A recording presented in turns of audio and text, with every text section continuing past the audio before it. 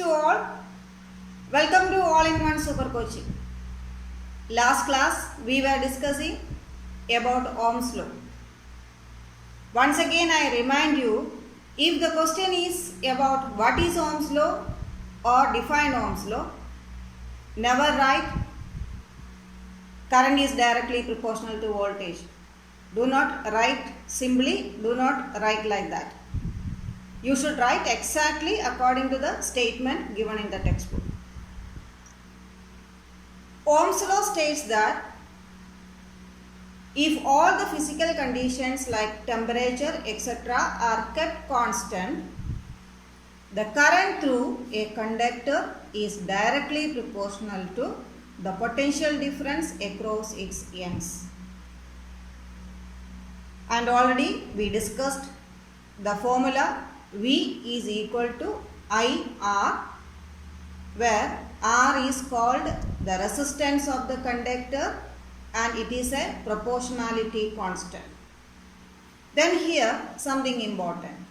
The resistance of a conductor depends on certain factors. These are the application level questions.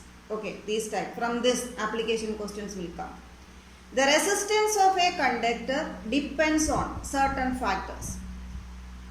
These factors are, it depends on, resistance depends on the nature of the conductor. That means the resistance of a 1 meter copper wire is different from the resistance of a 1 meter aluminum wire. Second thing, depends on the size of the conductor. The size of the conductor means the resistance of a 1 meter copper wire is different from the resistance of a 2 meter same copper wire. Third one, the resistance depends on the temperature of the conductor. In that case, as temperature increases, resistance also increases. That means if you take a 1 meter copper wire, the resistance of this copper wire at 0 degrees Celsius is different from the resistance at 10 degrees Celsius, which is also different from resistance at 100 degrees Celsius. Now we are going to learn how to find out resistance from VI graph or IV graph.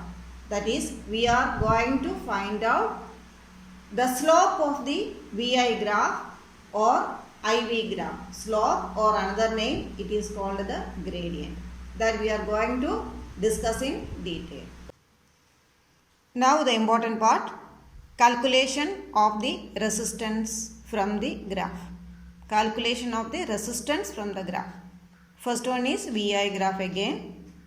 So what do you mean by slope or gradient?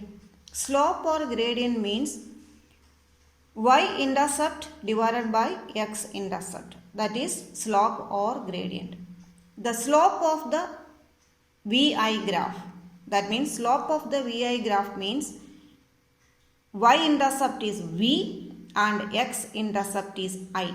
V divided by I. And from the theory, you know that V by I is equal to R.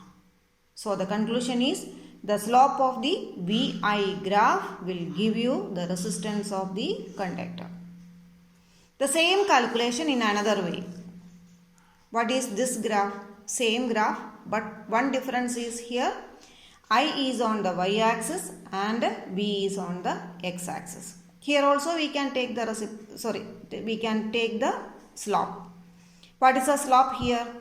Y-intercept divided by x-intercept. That is I divided by V. Y-intercept is I, x-intercept is V. I by V. It is not V divided by I. So I divided by V is the reciprocal of V divided by I. That is the reciprocal of R. Reciprocal of R. That means the slope of the IV graph, you will not get resistance, but the reciprocal of the slope of the IV graph will give you the resistance. That is R is equal to reciprocal of the slope of the IV graph. 1 divided by slope of the IV graph. Slope of the IV graph is I by V. 1 divided by I divided by V.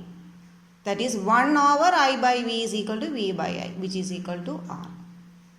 So here reciprocal of resistance, there is a word. That word is conductance. That is not written here. Conductance means it is a reciprocal of resistance. Based on the above theory, we are going to discuss a small question. Okay, so many times this question is repeatedly asked. Okay, so here this is a VI graph of 3 different materials. 3 different materials A, B and C. VI graph. This is a VI graph. So all these graphs, straight lines passing through the origin. Okay, now question is, which one is having the highest resistance? In the case of VI graph, which material is having the highest resistance? And from the graph, you know that slope of A is more than that of B and more than that of C.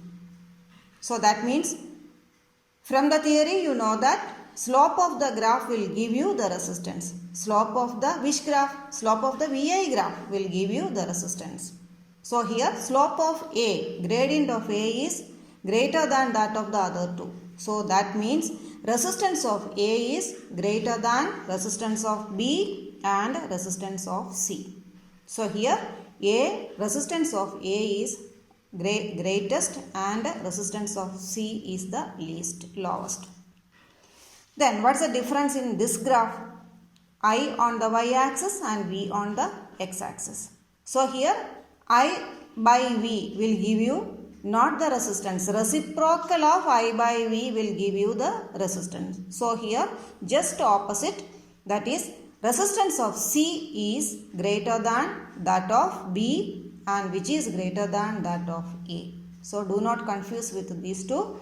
So very important for the examination point of view.